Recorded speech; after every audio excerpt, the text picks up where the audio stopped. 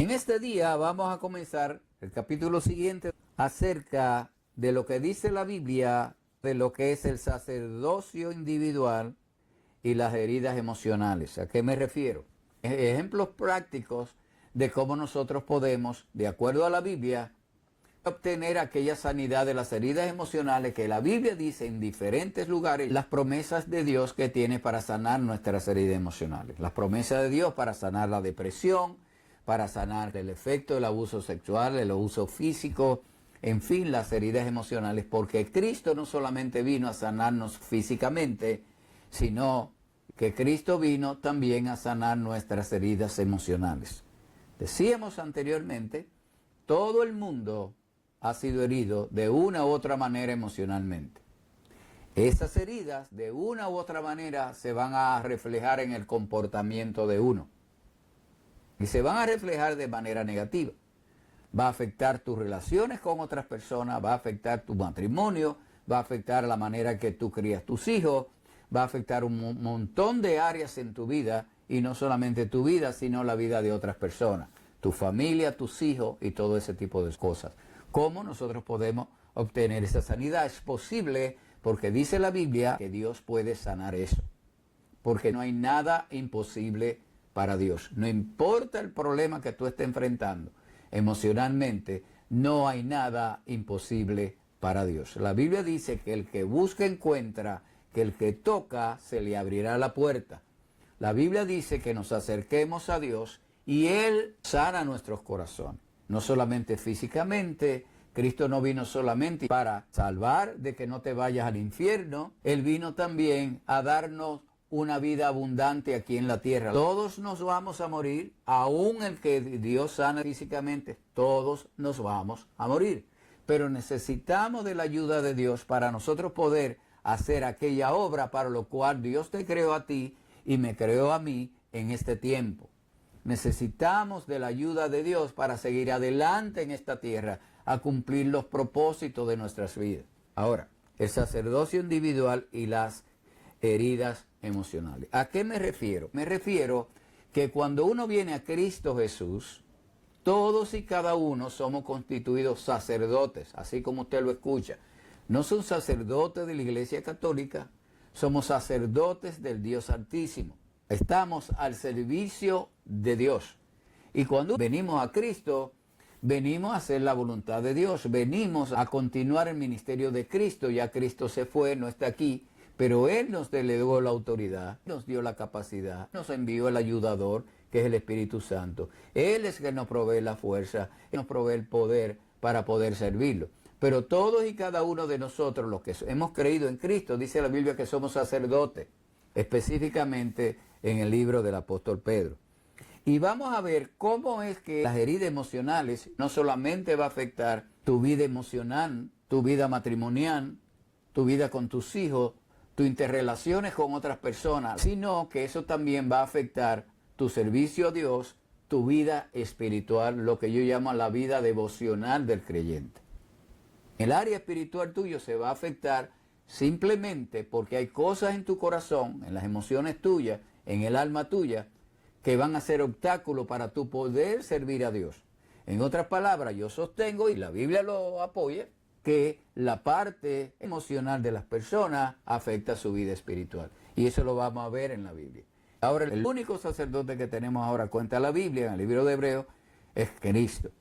Él es el sumo sacerdote, nosotros somos sacerdotes. Estamos al servicio de Dios. Está una humanidad que necesita de Dios y nosotros venimos a hacer la obra sacerdotal. Venimos a dar el testimonio de que Dios existe, que Dios vive, que Él es real, que hay un poder sobrenatural en la palabra de Dios, que el Espíritu Santo cambia a las personas, sana y restaura los matrimonios, restaura la vida de las personas. Y asimismo, como tenemos una asignación de sacerdocio, como creyente en Jesucristo, Él a través del Espíritu Santo nos da la habilidad, nos da la capacidad, el poder de Dios operando en uno para poder hacer ese trabajo sacerdotal. Hemos sido enviados como sacerdotes del Dios Altísimo para continuar llevando el mensaje de buenas nuevas que comenzó con Cristo Ahora lo seguimos nosotros porque Cristo murió, resucitó y está con el Padre. Él no está aquí ahora. Está el Espíritu Santo que Él envió, que es Dios mismo, ayudando al creyente. Cuando usted ve personas haciendo cosas que son habilidades, dones espirituales, le llaman la Biblia habilidades espirituales. Eso no es de la persona. Eso el Espíritu Santo lo puso en ti. Porque la Biblia dice que todo lo que tenemos lo recibimos. El que sana no es el que oró por ti. Eso es simplemente un instrumento que Dios usa. Yo estoy enseñando y Dios me da la habilidad para enseñar. La palabra, la revelación para enseñar. Eso no viene de mí. Eso es Dios que pone esa habilidad para poder hacer eso. Mire lo que dice Primera de Pedro capítulo 2 para validar que somos sacerdotes. Mas vosotros sois linaje escogido, real sacerdocio, nación santa, pueblo adquirido por Dios, para que anuncien la virtud de aquel que os llamó. Para que testifique que Dios cambia, que Dios es real, que Cristo es real, que el Evangelio no es un cuento. Para que anuncie y hable de aquel que ya está con el Padre y que vino. Ahora es una asignación que tenemos nosotros, por eso somos sacerdotes.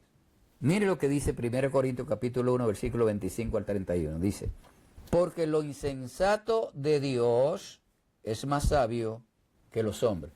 Lo insensato de Dios es más sabio que la sabiduría de los hombres. Y lo débil de Dios es más fuerte que los hombres. Lo más débil que pueda hacer Dios siempre es más fuerte que el hombre más fuerte. Y continúa hablando el apóstol Pablo aquí. Pues mirad, hermanos, le está escribiendo a creyentes en Jesucristo y le está diciendo eso. Mirad, hermanos, vuestra vocación. Obsérvense ustedes mismos, le está diciendo. Que no sois muchos sabios según la carne, ni muchos poderosos, ni muchos nobles, sino que lo necio del mundo escogió Dios para avergonzar a los sabios, y lo débil del mundo escogió Dios para avergonzar a los fuertes, y lo vil del mundo, añado yo, escogió Dios, y lo menospreciado escogió Dios, y lo que no es, para deshacer lo que es, a fin de que nadie se jacte en su presencia. Mas por Él, por Dios, estáis vosotros en Cristo, le está diciendo a esos creyentes, el cual nos ha sido hecho por Dios sabiduría, justificación, santificación y redención, para que, como está escrito, el que se gloría, gloríese en el Señor. La verdad es que la mayoría de nosotros venimos a Cristo despreciados, rechazados, empobrecidos, debilitados física y emocionalmente, atados y atormentados, traumatizados y quebrantados, al igual que ellos, los seguidores de Cristo cuando Cristo estaba aquí. Evidentemente que todas esas cosas que arrastramos del pasado, antes de venir a Cristo, tienen un efecto negativo, no solo en nuestro caminar con Cristo, sino también en la vida abundante que Él vino a darnos en esta tierra. ¿Qué estoy diciendo? Si tú te pones desapasionadamente, como creyente en Cristo, a analizarte a ti mismo, observe cómo viene uno a Cristo. ¿Qué condición estabas tú y estaba yo cuando venimos a Cristo? La gran generalidad de los casos, cuando venimos a Cristo, estamos en una gran crisis, estamos en un problema, en la mayoría de los casos. Pregunte, observe, ¿cómo venimos a Cristo? Veníamos despreciados, veníamos heridos, veníamos con un montón de problemas enfermos. Y oímos la palabra del Evangelio, de las buenas nuevas de salvación, creímos en Él y comenzamos a caminar con Él. Y Él comienza a hacer la obra en nosotros. Así mismo eran los seguidores de Cristo, ¿no se acuerdan? Eran gente pobre, gente menospreciada, gente que los judíos creían que ellos eran súper espirituales y que esa gente no se merecía ni siquiera juntarse con ellos. Así eran los seguidores de Cristo y así Dios nos escogió a nosotros, la gran mayoría. ¿Significa que no hay gente con doctorado dentro del cuerpo de Cristo o personas millonarias ricas? Sí, sí lo hay, pero la gran mayoría hemos venido así y eso lo confirma la misma experiencia. Mire lo que dice Juan 10:10. El ladrón no viene sino para hurtar, matar y destruir. El ladrón ahí se refiere al diablo, que lo que hace es hurtar, matar y destruir. Usted no puede esperar nada del diablo bueno, porque lo bueno no está en él. Toda buena dádiva, todo regalo bueno viene de Dios. Dios no puede hacer lo malo, el diablo no puede hacer lo bueno. Y dice, el ladrón no viene sino a hurtar, a matar y destruir, y yo he venido para que tengan vida y para que la tengan en abundancia. Eso es lo que está diciendo Cristo. Por eso yo digo que uno no puede disfrutar cuando uno tiene todo ese tipo de cosas dentro de uno y todos esos problemas. ¿Cómo puede una persona que está deprimida, una persona que quiere matarse, que no quiere seguir viviendo, que ha sido traicionada, que lo abandonaron, que lo maltrataron, cómo va a disfrutar una vida? Por eso dice Cristo, yo vengo a darte una vida, pero no una vida abundante, una vida que tú puedas disfrutar. ¿Libre de problemas? No, al contrario. La Biblia dice que nosotros como creyentes vamos a encontrar más problemas. Porque si usted lo ve, todo el mundo está en contra de Cristo. Hay un musulmán, alguien que se para a hablar algo en las estaciones de radio y televisión y no le dicen nada. Todo el mundo habla de la nueva era, el hinduismo. Ahí no hay problema, ahí nadie dice nada, al contrario, te lo recetan y te dicen que debe hacerlo. Pero si tú mencionas a Cristo, de una vez te dicen que te gusta discriminar. Ustedes se creen que ustedes son los únicos y comienzan a atacarte por el hecho nada más de convertirte en creyente en Jesucristo. Y no vaya muy lejos, a veces hasta la misma familia tuya, cuando tú te conviertes a Cristo, comienzan a criticarte y a decirte, este es un aleluya, este hombre se volvió loco, mira ahora lo que está haciendo. Pero Él vino a darnos una vida abundante. Problemas siempre van a haber, pero la promesa de Dios a través de Cristo es que Él nos va a dar la capacidad a través del Espíritu Santo para enfrentar los problemas. Primera de Juan capítulo 3 versículo 8 dice, el que practica el pecado es del diablo. El que practica el pecado constantemente, el que lleva una vida de pecado, cuando uno ve el original, eso es lo que significa. El que practica el pecado es del diablo, porque el diablo peca desde el inicio. Para esto apareció el Hijo de Dios, para deshacer las obras del diablo. La Biblia dice que este mundo está bajo el dominio del príncipe de este mundo, es Satanás, es el diablo. Por eso todos los líos y todas las cosas que hay, malas. Pero dice que Cristo vino a deshacer las obras del diablo. Cuando nosotros venimos a Cristo, venimos afectados, venimos de este mundo, fuimos formados en este mundo. Y dice que Cristo vino a deshacer las obras del diablo en nosotros. ¿Qué significa eso? Que si el diablo te afectó tu vida de alguna manera, Cristo viene a deshacer esas obras, a darle para atrás. Usted ve una película y le da hacia adelante. Cristo vino, todas esas cosas malas que hay en ti, Él vino a deshacerlas, a darle para atrás, a sanarte de eso. Eso es lo que dice la Biblia. Seguimos. Hay personas que sus vidas, sirviendo a Dios, se pasan cuidando una parte de su vida espiritual, pero descuidan otra parte que es su carácter. Carisma y carácter son claves en nuestro servicio a Dios como sacerdotes del Dios Altísimo. Ambos tienen que ir parejos. Todo creyente que quiera servir a Dios necesita poner mucho cuidado a dos elementos clave que son de suma importancia en su servicio a Dios, en su sacerdocio. Número 1, el carisma de la persona. Y número 2, su carácter. El carisma requiere desarrollo, el carácter requiere formación. Ambos son imprescindibles si queremos evitar que nuestro servicio a Dios termine antes de tiempo. Ahora, mire lo que yo llamo carisma, mire lo que es el carácter. La palabra carisma usada aquí se refiere a la habilidad o talento sobrenatural que el Espíritu Santo da al creyente para servir a Dios, de acuerdo a 1 Corintios capítulo 12. Ese es el carisma. Se refiere al don que Dios te ha dado. Se refiere a la parte espiritual de tu servicio, a lo sobrenatural que Dios pone en ti. Hay un creyente y eso que él hace, que Dios puso en él para orar por la persona o sanarse, o para enseñar, o para ser maestro, o para ser evangelista, predicar la palabra, eso viene del Espíritu Santo. A eso me refiero yo como el carisma de esa persona, la parte espiritual para el servicio. El carácter se refiere a la personalidad y el temperamento de la persona. Y yo lo que estoy diciendo es que cuando uno está sirviendo a Dios, si tú quieres que tu servicio a Dios no termine antes de tiempo, tienes que ponerle atención a esas dos áreas. A lo que Dios te dio, el Espíritu Santo, el carisma, pero no puede descuidar la parte del carácter tuyo, de tu personalidad, de tu temperamento, de la parte tuya emocional, de la parte que tú tienes en tu corazón como ser humano. Y mire la razón por la cual lo digo.